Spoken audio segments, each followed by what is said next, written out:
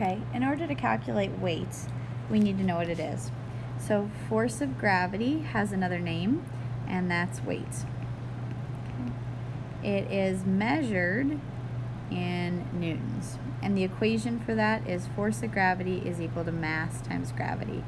That is definitely something I would put on my note card.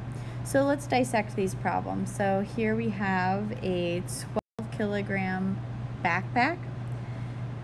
And they're asking us what its weight is on Earth. So force of gravity is equal to mass times gravity. Again, another word for force of gravity is weight. So they gave us, so we're looking for the weight, which is force of gravity. M is 12 and G is 9.8. It's different on different planets, but that's what it is here. So we're going to throw that in our calculator. And that comes out to 117.6. And again, our units are newtons. So points, make sure you write equation, make sure you get the answer, make sure you write units. The next question is,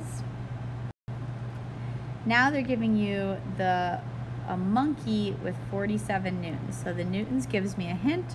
It's going to be a force, so force of gravity. And I know force of gravity is equal to mass times gravity. So we're going to put that 47 in here. We're looking for the mass, and gravity is the acceleration due to gravity is 9.8. So our answer is going to be a mass of 4.79. Oh, really, it's 4.8. And it's mass. Mass is measured in kilograms.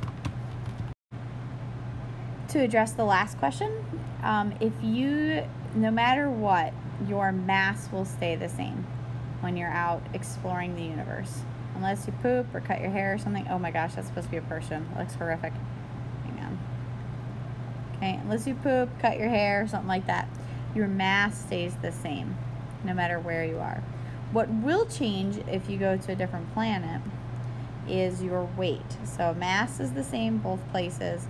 But if you go to a different planet, and you're standing on a different planet, you will have a different weight. So force of gravity might be larger here, and it might be smaller here, depending on the mass and radius of the planet. Okay,